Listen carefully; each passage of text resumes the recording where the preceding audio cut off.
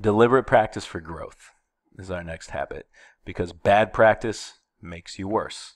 So let's dive into this. What does deliberate practice for growth mean? Well, it means following a practice plan with regular feedback. Let's break that down. All right. Deliberate means doing something on purpose, being very purposeful, thinking it through, planning it. Right? So that's why it'd be following a practice plan would be deliberate, because you're really taking the time to think it through. All right? Deliberate practice for growth means that you're getting better at it, right? And there's a particular way and things you have to do to make that growth, right? So I'm following a good practice plan, but I'm also getting regular feedback. That is what it takes to be deliberately practicing for growth, right? Following that practice plan, really being purposeful about it, and getting regular feedback. And why is this important? Because you cannot grow from quitting, and poor practice makes you worse. So let's go back to that. If I'm not very good at something, this happens all the time. It's a very common reaction. Like, I definitely do this myself. Is if I'm not very good at something, I'll be like, oh, this is dumb. I don't want to do it. I don't like this. And I quit, right?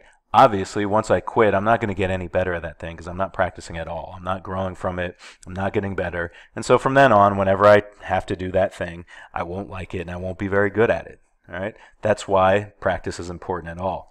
But the next really important thing is to remember that poor practice actually makes you worse. So if you practice something in a bad way, you won't actually get better. We talk about practice makes perfect, but that's not true. Deliberate practice for growth makes you better, right? For instance, if I practice, I don't know, juggling the wrong way all the time, I just throw the balls all over the place, I hit myself in the head, I'm not really getting any feedback, I'm not practicing in a way that's helpful, I might actually get worse at juggling. Or, to make a more tangible example to school, a lot of folks, right, we do a lot of math, we're in math class all the time, but we practice it wrong. Maybe we don't get good feedback, maybe we just copy other people, right? Either way, when we are practicing poorly, we actually get worse at that thing. So it's possible to practice a lot and actually make yourself not very good. So this is why deliberate practice, right, practicing in a very purposeful way with feedback for growth is what's important, right? There's a very big difference between just practicing randomly, like doing something a lot, right? That's how we develop all our bad habits, is by doing something a lot, which is practice, but not deliberate practice. If we're doing deliberate practice for growth, that should do much better things for us. That should make us better. That should make us grow. All right. So if you want to get better at things, right, anything at all, right, you are going to have to deliberately practice for growth.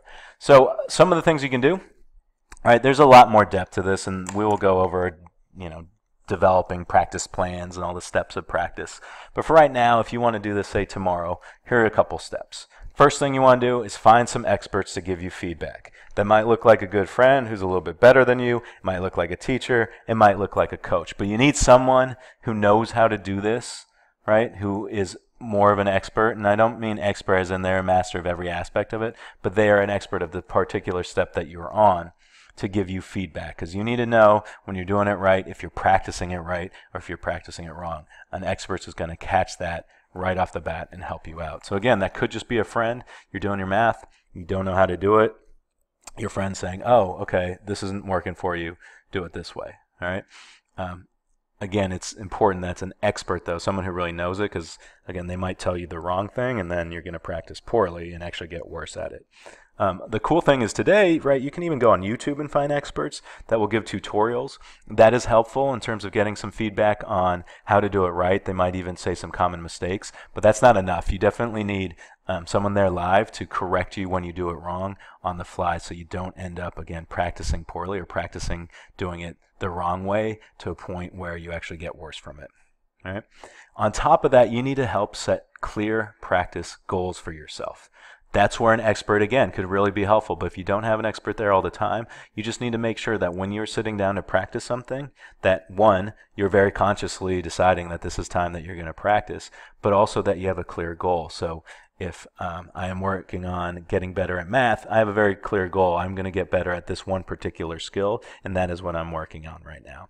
If you don't have clear practice goals, right, you're going to just practice a whole lot of different things randomly, and it's not going to help you get as good as fast as you could if you're more clear with yourself. So that even goes to learning to play an instrument. If I just sit down and randomly play songs that I know, that might not necessarily help me versus if I'm saying, hey, I need to get better with my fingers, I need to learn how to do scales, I need to practice that. Then I can push myself to be practicing what I'm really needing to grow at, as opposed to just fake practicing something that I already know how to do, which doesn't help me get any better. Finally, focus, right? If you're going to practice something, you need to pay attention to it. You need to be focused. So obviously you don't want to sit down in a very crowded area and try to practice juggling, right? Because you might run into people, you're going to get distracted, etc. Same goes to anything else. Math skills, writing skills, if you're working on your grammar, if you go someplace to practice that is really distracting, you again might end up practicing poorly, which again might make you worse. So if you're trying to start developing that habit of deliberate practice for growth, here are some things you can try, and we will continue to work on this going forward.